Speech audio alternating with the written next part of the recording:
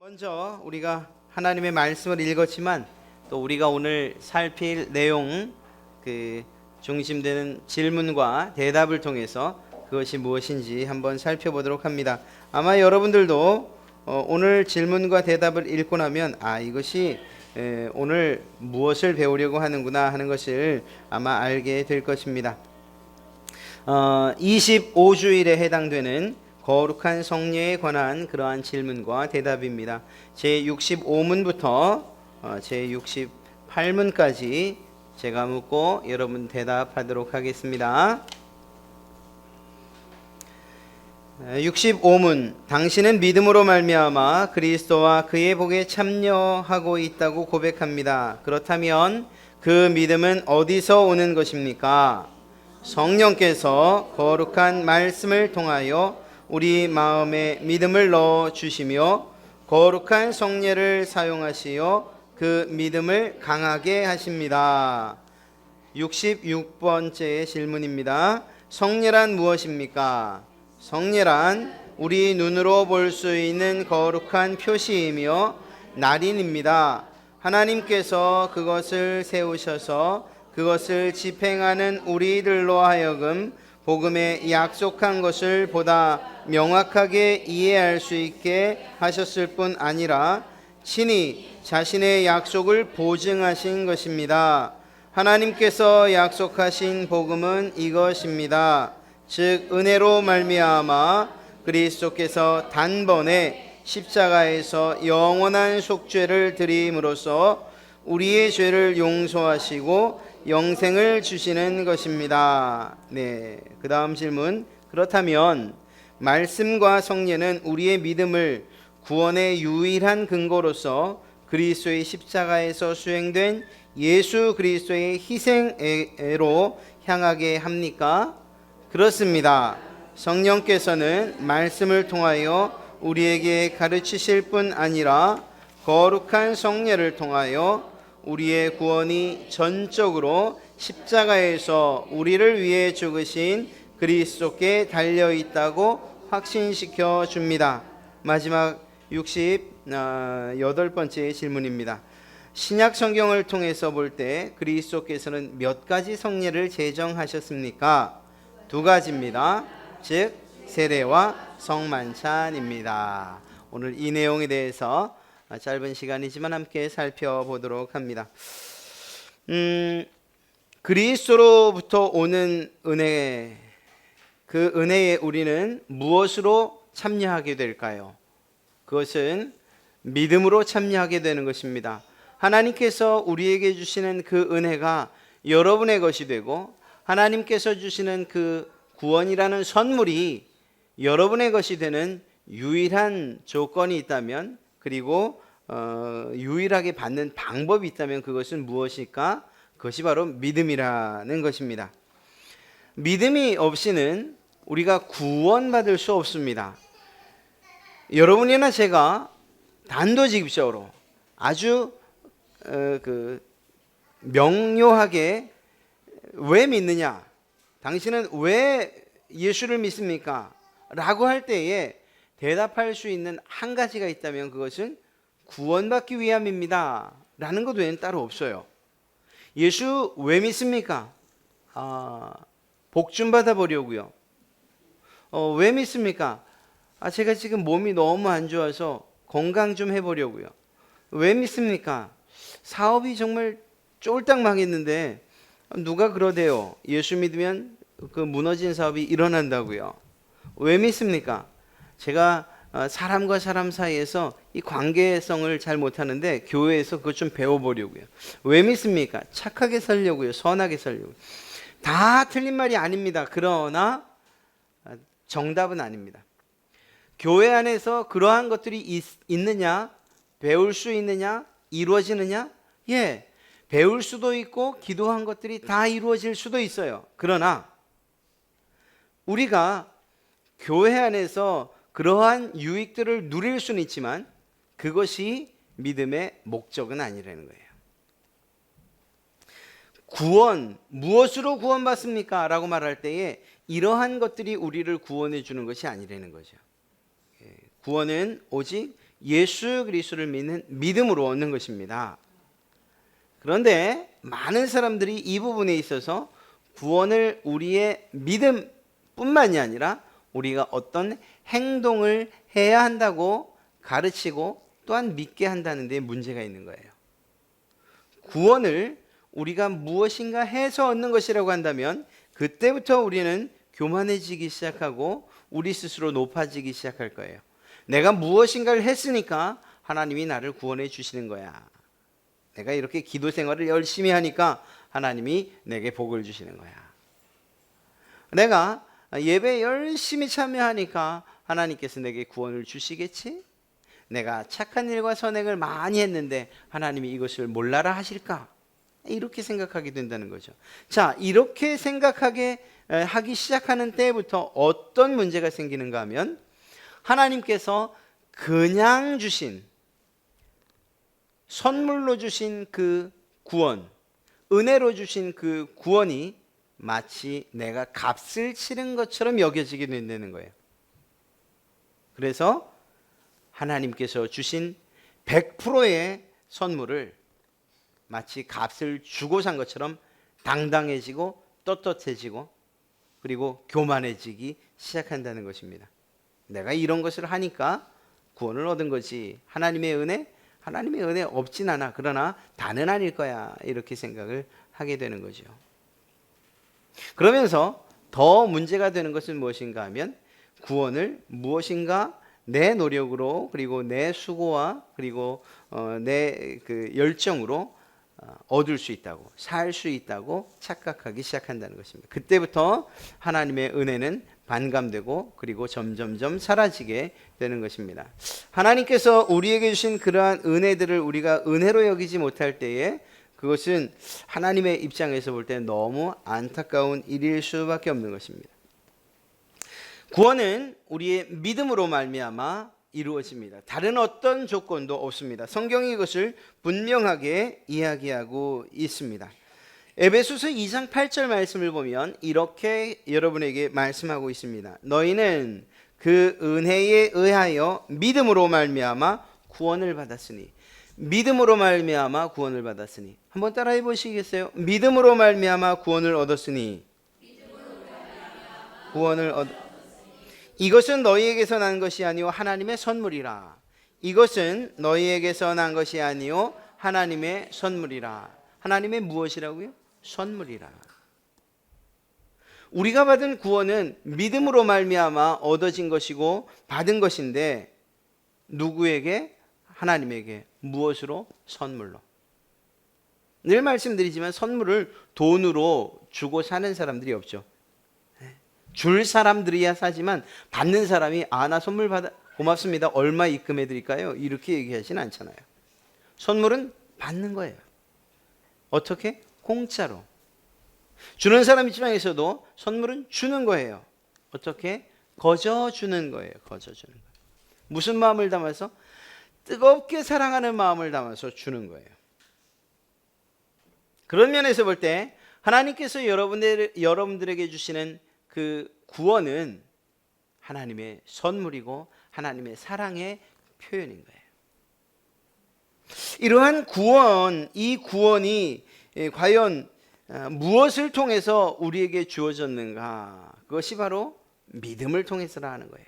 그런데 여기서 우리가 또 착각을 하게 돼요. 우리가 워낙에 내 중심적으로 생각을 하다 보니까 믿음으로 구원을 얻었다? 그거 봐, 우리가 하는 게 있잖아요. 우리 사람이 하는 게 있잖아요. 목사님 한번 생각해 보세요. 믿음으로 구원을 얻는다. 믿었다는 게 있잖아요. 믿었다는 거. 내가 할 수 있는 일, 믿는 일이잖아요. 여러분, 믿는 거 누가 하죠? 내가 하죠, 내가. 이렇게 말하기 쉽다는 거예요. 정말 그러냐? 성경은 아니라고 얘기해요. 여러분들이 지금 하고 있는 이 믿음의 행위들, 믿음 이것도 우리의 것이 아니라고 얘기를 해요. 어디서 그러냐고요? 이 성경에서요. 어느 말씀인가 하면 로마서 10장 17절과 18절에서 그렇게 말씀하고 있습니다. 10장 17절에 이렇게 말씀하고 있어요. 그러므로 믿음은 들음에서 나며 들음은 그리스도의 말씀으로 말미암았느니라. 18절 그러나 내가 말하노니 그들이 듣지 아니하였으나 그렇지 아니하니 그 소리가 온 땅에 퍼졌고 그 말씀이 땅끝까지 이르렀도다 하였느니라. 아멘. 여러분 보십시오. 믿음은 들음에서 나는 것이고 들음은 그리스도의 말씀으로 말미암는 것입니다. 그리고 은혜에 의하여 아까 읽었던 에베소서 2장 8절에 의하면 은혜에 의하여 믿음으로 하나님께서 믿음을 주시는 것도 은혜라고 또 믿음 또한 은사라고 말씀하고 계시다는 거예요. 믿음도 위로부터 오는 것이에요. 위로부터. 하나님께서 여러분에게 믿음을 주지 않으시면 우리가 믿을 수 없다는 거예요. 그런 면에서 여러분들은 하나님의 놀라운 그리고 특별한 사랑을 받은 사람들이에요. 왜냐하면 하나님께 우리가 기도할 때 뭐라고 기도하죠? 하나님 아버지라고 기도해요. 이게 쉬운 일이 아니에요. 하나님을 아버지라고 부를 수 있다는 일이 이게 누구나 할 수 있는 일이 아니에요. 여러분, 제가 예식장을 가보잖아요. 지난번에도 그랬어요. 제가 부탁을 드렸죠.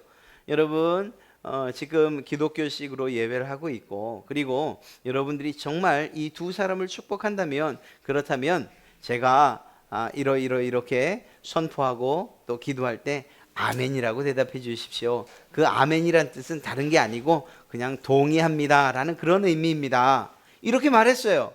그럼에도 불구하고 아멘을 하지 못해요. 쉬운 일이 아니라는 거예요. 여러분 하나님께서 여러분들에게 믿음을 주지 않으시면 그러면 우리가 하나님을 아버지라고 예수 그리스도를 우리의 구주라고 나의 주인이라고 혹은 아멘이라는 이 쉬운 단어조차도 할 수 없는 거예요. 하기가 어려워요. 하나님께서 여러분에게 믿음을 주실 때 이것들이 가능한 줄로 믿습니다. 그러니 이 믿음이 어디로부터 오는 거예요? 하늘로부터 오는 거예요. 그렇게 본다면 우리가 거꾸로 거슬러 생각해 보는 거예요. 구원은 무엇으로 얻느냐? 믿음으로 얻는다. 그럼 그 믿음은 누구로부터 오느냐? 하늘로부터 오는 거예요. 구원은 무엇이라고 말했어요? 하늘의 선물, 하나님께서 주신 선물이라고 그랬어요. 그러니까 온전히 하나님께로부터 오는 거예요. 여러분이 구원받았다라고 하는 이 사실은 하나님의 선물, 하나님의 은혜를 받았다라는 거예요. 하나님께서 모든 것을 이루어 주신 거예요. 구원을 받을 수 있는 믿음도 주셨고 그 믿음을 통해서 우리에게 구원을 주셨으니 하늘로부터 오지 않은 것이 없어요. 그래서 우리는 이러한 구원에 대해서 자랑할 수도 없고 오직 구원은 믿음으로 말미암아 얻습니다라고 말할 수밖에 없다는 것입니다. 그것이 첫 번째에 관한 질문이었어요. 그 믿음은 어디에서 오는 것입니까? 라고 할 때에 그것은 위로부터 오는데 어떤 방법을 통해서 어떤 길을 통해서 오느냐라고 물을 때 두 가지를 이야기하고 있습니다. 오늘 사실은 이 두 가지 가운데에 한 가지를 이야기하려고 하는 거예요. 우리가 믿음을 얻는 방법. 그래서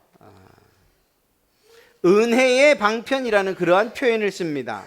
우리 개혁교회에서 종교 개혁자들이 표현한 그 표현을 쓰면 은혜를 받을 수 있는 유일한 방법, 방편이 있다면 그것이 무엇입니까? 라고 말할 때에 그것이 바로 믿음과 성례예요.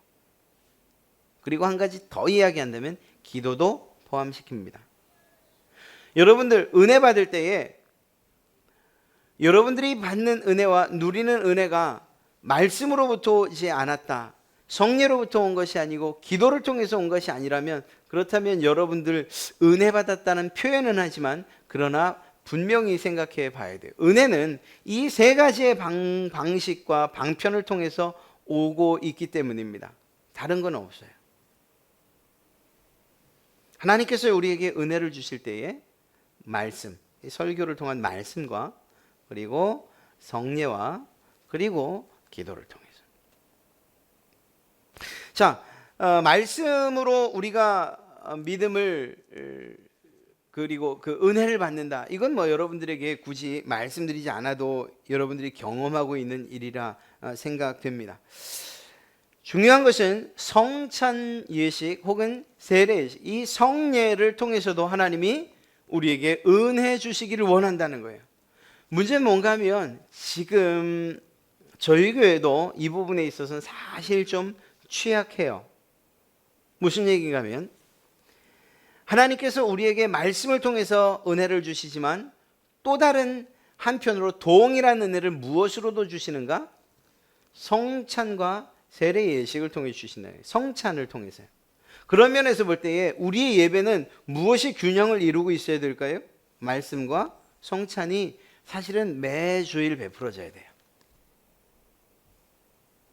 이게 사실 준비하는 입장에서 너무 사실은 번거롭고 또 힘든 일이긴 하지만, 그러나 정말로 우리가 은혜의 방편으로서 성찬을 생각한다면 성찬 예식은 매주일 이루어져야 돼요. 실질적으로 그렇게 하는 교회들도 있어요. 또 인원이 점점 많고 좀 큰 교회다 보면 그런 경우에는 한 달에 한 번 하는 경우도 있고요. 저희는 절기에 한 번 정도 하죠. 이건 뭔가 심각한 좀 불균형을 이루고 있어요. 언젠가 때가 되고 또 준비가 되고 기회가 되면 이러한 성찬의 부분에 있어서만큼은 저희들도 은혜의 방편으로 여겨서 그 일들을 행해 나가야 될 것입니다. 중요한 거예요. 성찬, 그것을 통해서 우리가 무엇을 얻을 수 있느냐, 이 성례식을 통해서 우리가 무엇을 얻을 수 있는가, 그것을 오늘 짧게 좀 살펴보려고 합니다. 성례란 무엇이냐라고 그 다음 질문이 하고 있는 거죠. 성례에 대해서 이렇게 얘기합니다. 성례란 우리 눈으로 볼 수 있는 거룩한 표시이며 날인입니다. 이 좀 어렵게 표현되어 있어요. 우리의 눈으로 볼 수 있는 하나님의 은혜라는 그런 표시예요.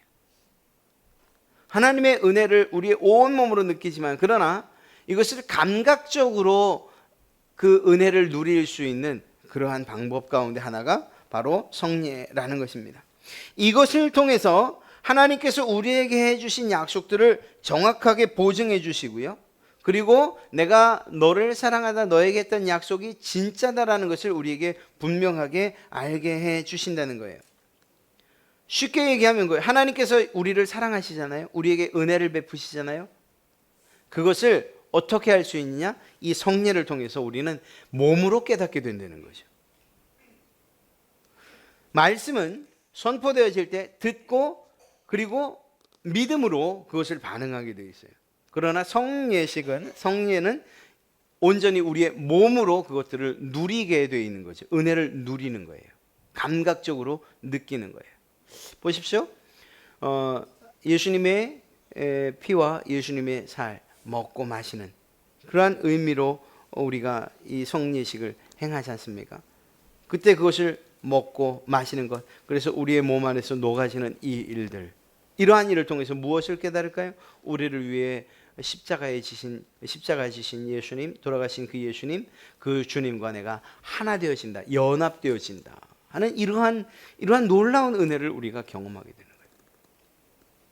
이것이 단지 예수님 그 성찬식을 할 때마다 돌아가신 예수님을 생각하며 마치 추모하는 의미에서 눈물을 흘리는 이것과는 다른 거예요.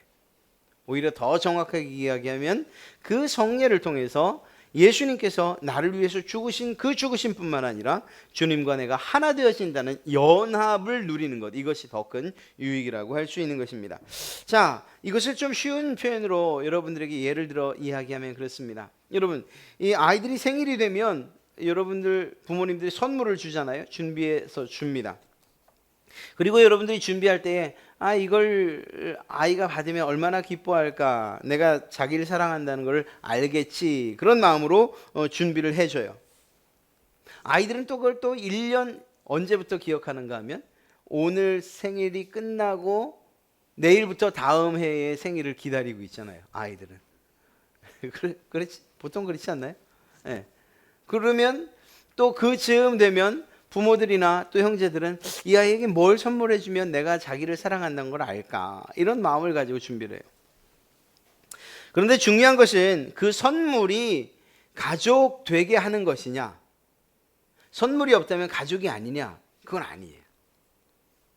그래서 이런 걸 한번 생각해 보세요. 아무런 선물 없는 생일 파티, 뭐 틀린 건 아니지만 아이의 입장에서 내가 사랑받고 있다는 어떤 표시가 없지요. 그런 점에서 이 아이가 아쉬운 거예요. 그 아이가 내가 사랑받고 있다 이 사실을 깨닫게 하기 위해서라도 부모들은 선물을 준비하는 거죠. 얼마 전에 이제 제 막내 생일이었어요. 이 누나가 아주 큰 마음을 먹고, 저희는 그런 선물을 해준 적이 없어요. 저희 아이들한테는. 근데 누나는 또 다른가 봐요. 이 동대문을 데리고 나가가지고 그렇게 비싼 35,000원이나 되는 별 요만한 코딱지만한 장난감 하나를 사줬는데 그게 그렇게 비싸더라고요. 이 아이가 그걸 받으면서 어떻게 느꼈어요? 야, 누나가 날 정말 사랑하는구나 이렇게 느끼는 거죠. 그런데 제가 마음이 상했어요. 저도 비싼 케이크를 샀거든요. 근데 저한테 뭐라고 하는가 하면, 아빠, 케이크는 원래 해주는 거 아니에요? 이렇게 얘기를 했어요. 그래서 그래? 다음 해부터는 케이크 안 사. 여러분, 여기에 뭐가 잘못된 거죠? 나는 내가 사랑의 표현을 담아서 케이크를 해준 거죠. 그런데 그 아이는 그것이 당연한 것이라고 여기는 거예요. 어떤 면에서, 정확한 의미에서는 이러한 것들이 없어도 내가 사랑하는 것이 조금도 틀리지 않아요. 그리고 흔들리지도 않고 부족해지지도 않아요. 그러나 그 아이는 그 부분에 있어서 너무 큰 착각을 하는 거죠. 사랑하는 성도 여러분, 우리가 성례와 또 이 성례에 대해서 생각할 때 바로 그런 의미로 생각하셔야 된다는 거예요. 우리 예수님을 사랑해요. 그러나 그 예수님을 사랑하고 예수님께서 또한 우리를 사랑하시고, 그래서 우리에게 은혜를 베풀어 주시는 이 일이 우리의 감각적으로 이루어질 때에 그것을 더 크게 누릴 수가 있다라는 거예요. 또 다른 면으로 한번 생각해 보겠습니다. 여러분이 가지고 있는 졸업장이나 혹은 세례 증서, 또 뭐 임명장들 있잖아요. 거기에 뭐가 찍혀 있죠? 제일 마지막에 도장이 찍혀 있어요. 직인이 딱 찍혀 있어요. 학교를 성실하게 다녔다는 그런 표예요. 쫓겨나지 않을 만큼 잘 다녔다는 게 그 도장에 이렇게 담겨 있는 거예요. 세례받을 준비가 잘 갖춰져 있고 그 일을 했다는 것을 도장을 통해서 확신시켜 주는 거예요. 또 어떤 일들을 잘 해나갈 것이라고 믿는다는 이 믿음을 무엇에 담았냐? 이 도장에다가 담은 거예요.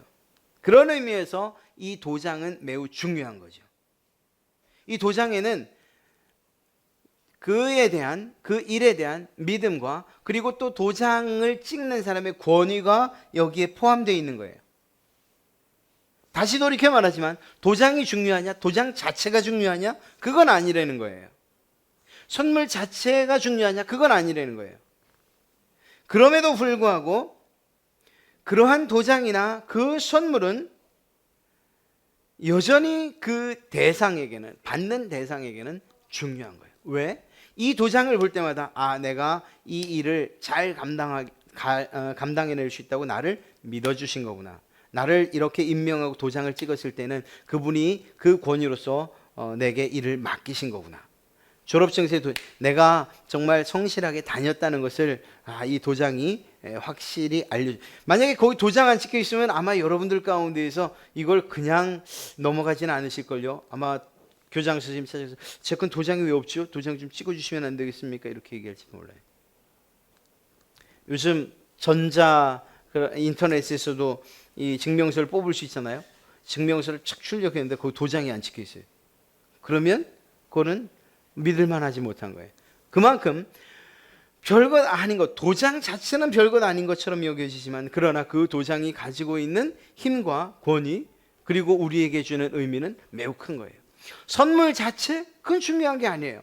그러나 그 선물을 통해서 내가 사랑받고 있다는 것, 내가 은혜를 누리고 있다는 것을 충분히 경험할 수 있기 때문에 그런 면에서 우리에게는 매우 중요한 것이라고 이야기할 수 있는 거죠. 바로 우리가 베푸는 성례도 이와 마찬가지입니다. 우리는 흔히 말씀만이 은혜의 방편이라고 얘기를 해요. 그래서 설교를 매우 강력히 매우 중요한 것으로 여겨서 상대적으로 성례가 약해졌어요. 특히 우리나라의 개신교 같은 경우에는 그런 경향을 많이 띄어요. 그래서 말씀만으로 은혜 받는다라고 그렇게까지 얘기를 하는데요. 결코 그렇지 않습니다. 은혜는 말씀뿐만 아니라 성례를 통해서도 우리가 받게 돼요. 우리의 심령이 은혜를 받았다. 우리는 말씀을 통해서, 그래서 나갈 때 인사할 때도 그렇게 은혜 받았습니다. 또 은혜 받으셨습니까? 이런 표현들을 하지요. 그런 것에 비한다면 성례를 통해서는 우리가 은혜를 체감하는 데 있어서 좀 덜하다는 거예요. 그 이유가 무엇이었는가 하는 것은 바로 앞서 말씀드린 선물 혹은 도장의 의미를 잘 알고 있지 못하기 때문인 거예요. 그것을 좀 더 명확하게 여러분의 마음에 새길 필요가 있다라는 것입니다. 성례라는 것은 마치 우리의 눈으로 볼 수 있는 거룩한 표시예요. 우리가 은혜를 누리고 있다는 것을 마치 도장을 찍어서 확신시켜주고, 그리고 그것을 우리의 실제적인 몸의 감각을 통해서 표현해 주는 거예요. 느끼게 해주는 거예요. 그렇기 때문에 성례는 매우 중요한 것이라고 이야기할 수 있는 것입니다. 무엇보다 이 성례를 제정하신 분이 예수 그리스도 주님이시기 때문에, 특별히 성찬에 관해서는 주님께서 이것을 제정해 주셨기 때문이에요. 오늘 여러분들과 함께 읽었던 고린도서의 말씀이 그것을 이야기하고 있죠. 세례, 그것이 세례 의식은 있었는지 모르지만, 그러나 예수님께서 마태복음 28장 마지막 절에서 너희가 가는 곳마다 그들을 제자로 삼고 그들에게 세례를 베풀라고 명령하고 계시죠. 그래서 이 세례와 성찬은 주님의 명령이요 주님이 제정하신 것이라고, 그만큼 중요한 것이라고 우리는 생각할 수밖에 없는 거예요. 그리고 실제로 그렇죠. 그런 면에서 우리는 이런 성례를 좀 잘 행해 나갈 필요가 있어요. 그리고 그것에 대해서 다음 주부터 좀 자세하게 공부할 거예요. 오늘 이러한 부분에 있어서 마무리 짓는 과정 가운데에 좀 마음에 새겨야 될 게 있어요. 이건 좀 어려운 문제이기도 하지만, 그러나 한 번쯤은 듣고 지나가야 될 얘기예요. 마지막 질문이기도 합니다. 마지막에 무엇이라고 이야기를 하고 있는가 하면, 신약 성경을 통해서 볼 때 그리스도께서는 몇 가지 성례를 제정하셨습니까? 라는 질문을 해요. 두 가지죠. 첫째는 세례와 두 번째는 성찬식. 이 두 가지예요. 뭐가 뭐라고요? 세례와 성찬. 여러분, 이 질문을 왜 던지는 걸까요? 몇 가지를 제정하셨을까요? 두 가지요. 그냥 간단한 답이거든요. 그런데 이 시대가, 이것이 공부되어지는 그러한 시대, 힌트를 드린다면 카톨릭이 힘을 가지고 있던 그 시대에 이 이야기를 하는 게 쉬웠을까요? 사실은 쉽지 않았어요. 왜일까요? 카톨릭에는 성례가 몇 가지로 있죠? 7가지. 그래서 7성례라고 해요. 가톨릭에는 우리가 확신하는 세례와 성만찬 외에도 또 다른 거룩한 예식을 마련해 두고 있어요. 그리고 그것을 가르치고, 그것은 반드시 신자들이 지켜야 되는 것이라고 그렇게 가르치고 있어요. 우리는 그것에 대해서 분명하게 아니라고 얘기합니다. 그게 무엇인가? 우리 잠깐 좀 살펴보려고 해요. 로마 카톨릭에는 7성례가 있는데요. 사도시대 때에는 그러면 몇 가지가 있었냐? 초기 기독교, 초대 교회에는 그때는 2가지밖에 없었어요. 세례와 성만찬. 그런데 이것이 카톨릭 안에서 변형돼서 7개로 늘어난 거예요. 그 이유는 무엇인가? 좀 안타까운 이야기예요. 왜냐하면 이 성례를 통해서, 거룩한 예식을 통해서 성도들을 교회 안에 묶어두고 또 장악하고 교황과 사제 밑에 두기 위함이었어요.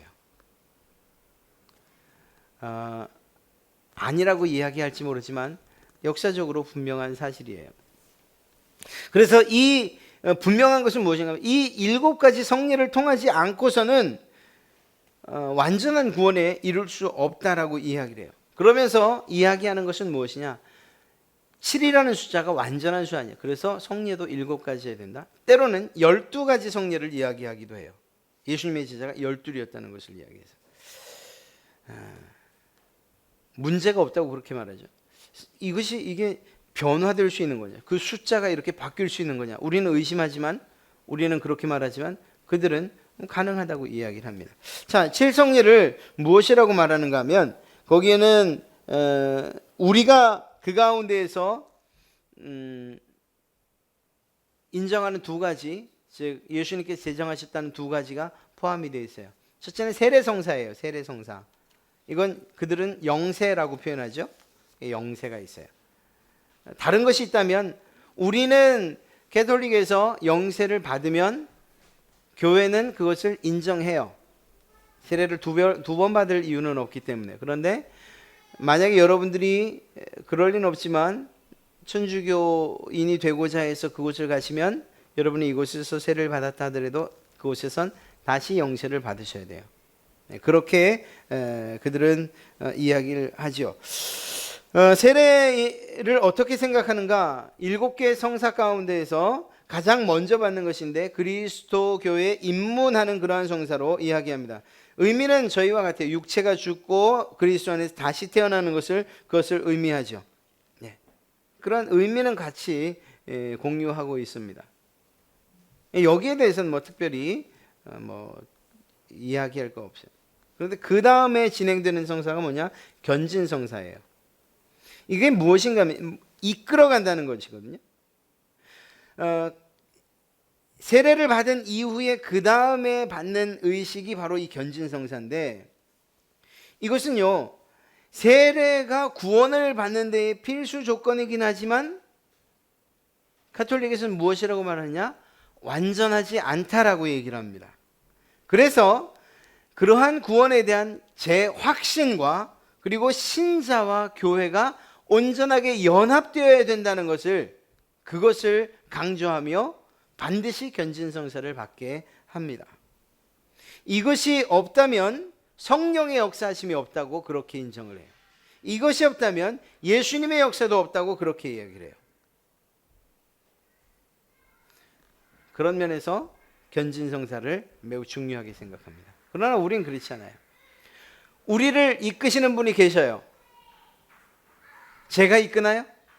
아니죠. 여러분들을 구원에까지 이끌어가는 그러한 우리의 장로교의 교리가 있죠. 견인교리라고 해요. 네. 이 견인은 누구에 의해서 되는 걸까요? 성령님에 의해서 되는 거죠. 네. 우리를 이끌고 천국의 문 앞까지 주님 앞에 이끌고 가는, 비록 우리가 넘어지고 부서지고 깨지고 다시금 뒤돌아서서 세상을 향해 간다 할지라도 결국에는 우리를 이끌고 하나님 앞에 서게 하는 그분이 있어요. 누구라고요? 성령 하나님. 성령께서 우리를 강력하게 이끌어 가신다는 걸 우린 믿어요. 그러나 이 견진성사하는 그 이끌어가는 주체가 신부의 예식에 있어요. 그래서 사실은 문제가 되는 거예요. 자, 그리고 나서 성체성사가 있는데요. 그건 우리의 성만찬과 같아요. 그러나 의미는 완전히 달라요. 그 의미가 도대체 어떻게, 우리가 믿는 성찬과 그리고 가톨릭에서 말하는 성찬의 의미가 어떻게 다른가 하는 건 우리가 얼마 지나지 않아서 이제 다시 배우게 될 것입니다. 완전히 달라요. 그냥 간단하게 말씀드리면 가톨릭에서 이야기할 때에 주장은 화채설을 주장해요. 그래서 떡을 들어서 축사할 때 그때 예수님의 실제적인 살과 피로 바뀐다는 거예요. 그러다 보니까 어떤 일들이 일어났는가 하면 예수님의 거룩한 피를 실수로 흘릴 수도 있지 않냐. 그래서 그걸 주지 않기로 해요. 가톨릭을 가면 거룩한 포도주는 누구만? 사제만 대표로 마시게 되어 있고요. 그리고 그들은 떡만 받게 되어 있어요. 떡도 혹시라도 예수님의 살이, 그 변화된 살이 부스러지고 그래서 땅바닥에 떨어지면 어떻게 하느냐? 이러한 생각에 전병 모양으로 이렇게 납작한 동전 모양으로 찍어서 그걸 꼭 누가 넣어주죠? 사제가 넣어줘요. 이렇게. 저희처럼 이렇게 무식하게 저희야 또 카스테라로 하지만 어떤 것을 하면 저도 이제 언젠가 한 번은 그렇게 할 건데요. 이렇게 떡을 직접 떼어서 본인이 직접 떼어서 먹기도 해요.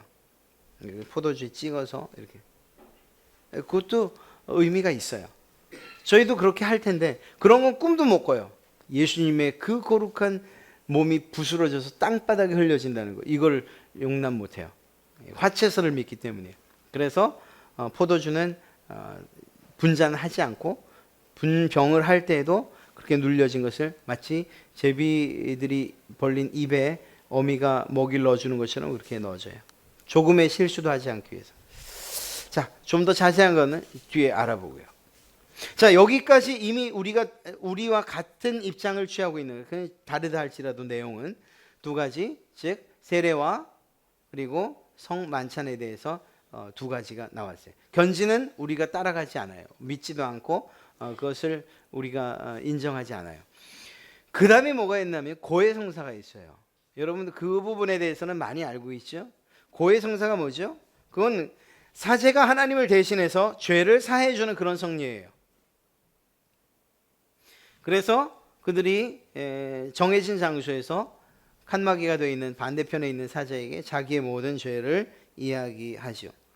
이러한 고해성사를 통해서 사람의 죄를 사할 수 있는 권한을 누가 가지고 있느냐? 사제에게 있다라고 얘기하는 거예요. 물론 궁극적으로는 그들도 예수님께서 나는 그저 중간에서 아뢰줄 뿐이다 라고 얘기를 하죠. 그러나 성경은 그렇게 말하지 않아요.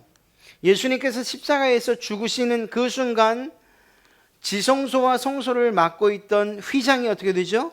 위로부터 갈라져요. 그리고 절대 볼 수 없었던 지성소의 그 영광스러운 자리가 보여졌어요. 그리고 그걸로 그 길로 갈 수 있어요. 그리고 성경에서 무엇을 말합니까? 우리가 우리의 죄를 가지고 누구에게? 하나님에게 어떻게? 직접 고하게 될 것이라고 이야기해요. 여러분들의 죄의 문제를 저에게 가지거나 그러지 마십시오. 전 제 문제만 가지고도 하나님께 기도하기가 벅차요. 여러분들의 기도를 들어서 그걸 다 아뢰줄 만큼 그렇게 여유 있지도 않고 그렇게 깨끗하지도 못해요. 주님께서 여러분에게 직접 구하기를 말씀하셨어요. 그냥 여러분들의 문제를, 여러분들의 기도를 하나님께 직접 기도하세요. 성경은 그것을 말하고 있어요. 그래서 고해성사는 우리에게 우리가 믿을 수 없는, 그리고 인정하지 않는 그러한 성상인 거예요. 그리고 또 무엇이 있습니까? 지금 네 가지 했죠. 그래서 견진과 고해성사는 우리가 인정하지 않아요. 또 무엇이 있습니까? 결혼성사가 있습니다. 가톨릭 신자의 결혼은 반드시 사제 앞에서 행해야 한다는 거예요. 그리고 사제는 그리스도와 기독교 공동체의 대표자로서 공적인 증인이 되고, 그리고 사제만이 필요한 문서를 작성해 줄 수 있어요. 교회는요, 그것에 대해서는 그냥 예식이에요. 그걸 거룩한 예식으로 인정하지, 그렇게 취급하지 않아요.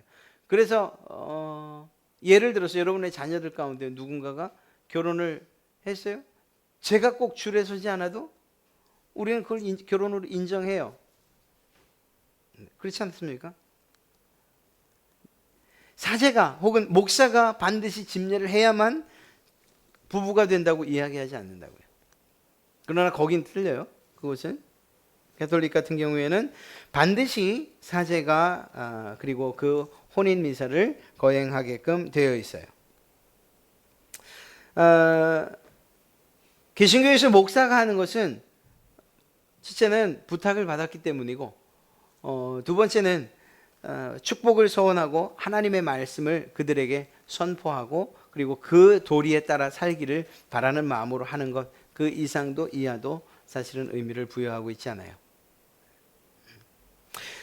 그 다음에 이제 성품 성사라는 것입니다. 이것은 무엇인가 하면 어떤 일들에 대한 임명과 위임에 관한 그러한 성사, 거룩한 예식이라고 이야기합니다. 그래서 그리스도의 권한을 맡기는 사제에게 내리는 그러한 성사인데요. 이 신품 성사, 교황, 추기경, 대주교, 주교, 사제들, 이들이 이제 서품을 받을 때 드리는 미사를 얘기해요. 이것도 거룩한 예식으로 그렇게 얘기해요. 없어서는 안 되는 성스러운 예식. 성경에서 성경이 없는데 그걸 만들어냈으니까 우리는 이야기하는 거죠. 어찌됐거나 그들에게는 이 성품 성사도 매우 중요한 거룩한 예식으로 이야기되고 있고 그들은 그렇게 이야기하고 있습니다. 종류 성사가 또 있습니다. 이건 이제 마지막 임종 가까운 때에 우리가 얘기하는 임종 예배라고 말할 수도 있는데요. 이것도 사람의 일생에 있어서 마지막 경험하는 거룩한 예식이라고 그렇게 이야기를 합니다. 이때 무슨 일이 일어나느냐? 교회가 그리고 사제를 통해서 죄사해 줄 수 있는 그러한 권한이 있다고 얘기를 해요. 죄사함은 사실은 우리의 영역이 아니지 않습니까? 그렇죠? 예, 그런 것을 볼 때에 죽은 자에게 성례가 치러지는 것이라고 이야기할 수 있는 거예요. 그래서 우리는 두 가지요. 하나님 주님께서 제정하신 그리고 주님께서 명령하신 세례와 성만찬 외에는 거룩한 예식이 없다라고 우리는 분명히 이야기합니다. 그래서 다른 어떤 것들은 그저 사람들 사이에서 행하는 어떤 예식일, 결혼 예식 혹은 다른 또 예식이라고 표현할 수는 있지만 그걸 예배라고 하기에는 문제가 있는 거예요. 그런 면에서 우리가 좀 수정하고 우리의 생각을 좀 바꿔야 되는 게 있죠. 개업, 예배, 결혼, 예배, 회갑, 감사, 예배. 이 감사란 말이 왜 들어갔을까요?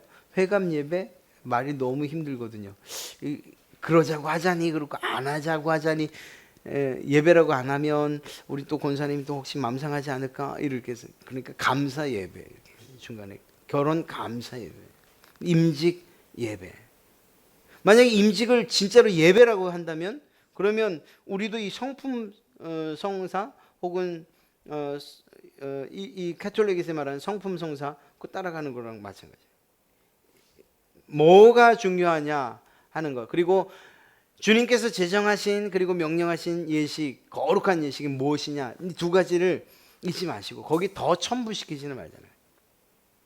예. 결혼식 충분합니다. 임직식 충분합니다. 예배라고 하지 않아도 돼. 예배가 아닌데 예배라고 하는 거 아니죠. 예. 이러한 그 장례 예배 맞지만 장례 예식, 결혼 예식 그렇게 여러분들이 마음에 그렇게 인정하시는 그게 결코 틀리지 않습니다. 거룩한 예식, 교회 안에서 주님이 명령하신 거룩한 예식 두 가지 그 외에는 없다 이렇게 얘기하셔도 분명히 믿으셔도 결코 틀리지 않습니다. 그것이 무엇과 무엇이라고요? 첫째는 세례와 그리고 성찬식. 이 두 가지가 바로 성례예요. 우리 교회에서 이야기하는 성례. 이 두 가지가 여러분들에게 무슨 유익을 준다고요? 은혜의 방편. 이 일을 통해서 우리가 은혜를 누리는 그러한 방편으로 하나님이 주셨다는 거예요. 이걸 이제 뒤집어서 한번 이야기하고 마칩시다. 하나님께서 여러분들에게 은혜를 주기 원하십니다. 무엇을 가지고 은혜 주신다고요? 첫째는 하나님의 말씀. 이 말씀의 은혜 못 받으면 여러분들이 은혜 받을 수 있는 길이 없어요. 그 간증문 읽으면 얼마나 은혜되는데요. 여러분 분명하게 말씀드리지만 그건 마음의 감동이지 하나님이 주시는 은혜라고 말할 수는 없어요. 누군가가 여러분에게 간증을 하고 또 예수님을 만난 일들, 예수님이 해주신 일들에 대해서 쭉 이야기하죠. 어머, 집사님 은혜 받았어요. 엄밀하게 말하면 은혜라고 말할 수 없어요. 분명하게 말씀드리지만 하나님께서 우리에게 주시는 은혜는 첫째 무엇을 통해서요? 말씀을 통해서 주어진다는 것. 두 번째는요, 성례를 통해서 주어진다는 것. 성례는 무엇과 무엇? 세례와 성찬. 그 다음에 또 한 가지 있다면 은혜의 방편으로서 한 가지 마지막 무엇이요? 기도. 이 세 가지. 더 정확하게 두 가지를 통해서 우리에게 은혜를 주시는 하나님이시라는 사실을 꼭 기억하십시오. 그래서 우리가 예배를 소중히 여기지 예배하지 않고서 우리가 믿음이 자란다? 결코 있을 수 없는 거예요. 은혜를 받을 수 있는 유일한 방법이 믿음. 성찬 집에서 하세요? 할 수도 없이 해서도 안 되지만 하지도 않잖아요. 그러니까 특히 저희 교회 같은 경우는 성찬 예식이 1년에 몇 차례 없잖아요. 그러니까 오늘 이야기대로 하면, 오늘 배운 대로 하면 은혜를 받을 수 있는 유일한 것이 하나님의 말씀을 듣는 것, 예배밖에 없는 거거든요. 그 예배 나오지 않고 은혜 받았다? 그 은혜 받은 대로 살겠다? 그건 거짓말인 거예요. 앞뒤가 안 맞는 말인 거예요. 사랑하는 성도 여러분, 여러분이 은혜로운 하나님께 주시는 그 은혜를 누리며 살기 원하신다면 하나님의 말씀을 들으십시오. 그 외에는 다른 방법이 없어요. 또 이후에 우리가 어떤 성례식을 할 때에, 즉 성찬식을 할 때에 그 성찬 예식을 통해서 은혜를 충분히 누리십시오. 여러분들 그냥 절기 때마다 한 번 하는 것, 혹은 이제 저희도 자주 하게 될 때에는 이건 뭐 매주 하는 것, 혹은 매달 한 번씩 하는 것, 이 정도로 지나갈 것이 아니고 그 성찬식을 통해서 몸으로, 온 몸으로, 오감을 통해서 하나님의 은혜를 경험하고 체험하는, 그렇게 된다면 오늘 주님께서 제정해 주신 세례와 성찬이 여러분들에게 큰 은혜의 방편, 은혜를 주는 그러한 일들이 될 줄로 믿습니다.